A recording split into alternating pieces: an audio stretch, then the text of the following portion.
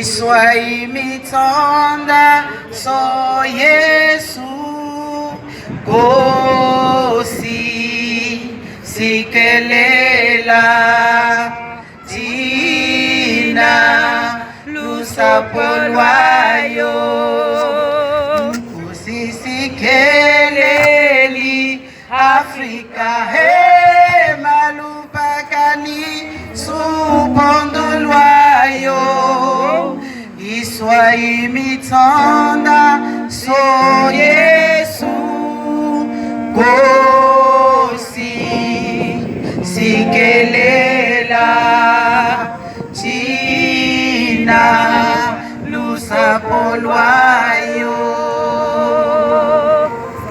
Tu es la plus grande. Merci, je vais passer le micro à la digue du jour. Célestine. Je vous ai vu. Célestine. Maman. Quelle femme peut ouvrir le bal à 17 vient? Oui, j'ai vu Non. le live. Je te dis fatigué. Fatigué. Ça va chérie? Oui, je suis fatigué. Je te dis. Oui, j'ai lui arraché ça même. Ça va, grand frère? Oui, ça te va très bien. Amanda! Amanda! Et la grande. Amanda! Amanda! Aujourd'hui, c'est la journée internationale de la femme africaine, la JIFA.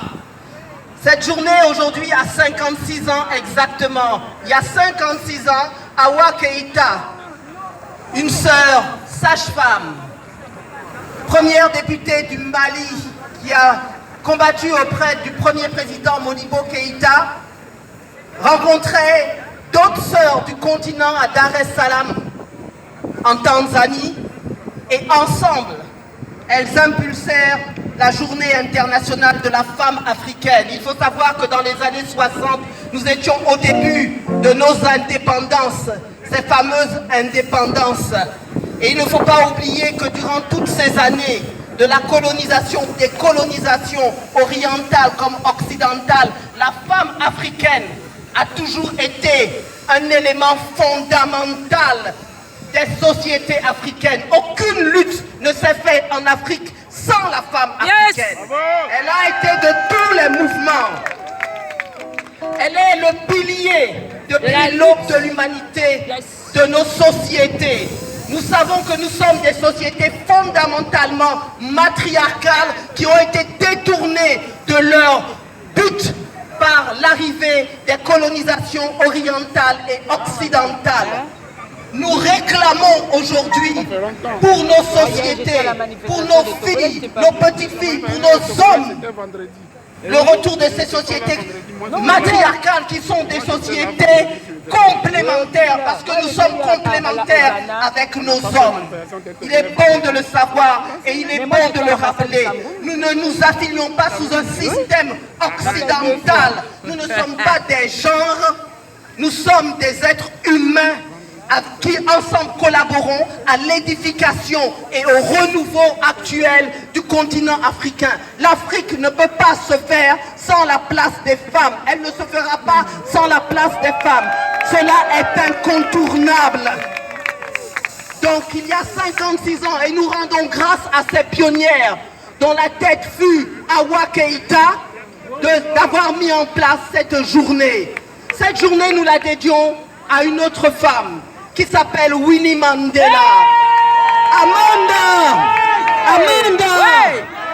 Amanda! Winnie, comme tant d'autres femmes, et on peut les nommer, elles furent nombreuses, impératrices, reines, guerrières, prêtresses, puisque nous sommes des sociétés hautement spirituelles avec des hautes prêtresses. Et nous en avons encore aujourd'hui des prêtresses sur le continent africain. Car nos religions sont aussi des religions révélées et des religions nobles. Amanda! Et la femme, dans ces religions, a une place incontournable. Donc cette année, nous rendons grâce à Winnie. Winnie vient de nous quitter. C'est notre mère à toutes et à tous. Son combat doit nous édifier sur ce que nous devons mener pour les années à venir, ce que nous devons transmettre d'abord à nos filles et à nos petites filles, afin qu'elles puissent être, elles aussi, le pilier du renouveau africain. Parce que le renouveau africain est le renouveau qui passera avec la femme africaine. Cela est incontournable, cela est indéniable. Nous demandons cela. Aucune négociation, aucune démarche ne peut et ne pourra se faire sans la femme africaine. Elle va continuer à se lever et elle va continuer à réclamer. Si elle ne le réclame pas, elle le prendra. Elle prendra cette place qui lui revient de droit.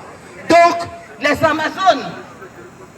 Amazones d'Afrique, qui est une association qui a vu le jour ici, en France, ont décidé de continuer, de perpétuer cette commémoration, cet hommage à la femme africaine. Les Amazones d'Afrique, ce sont des femmes qui se sont réunies ici en France.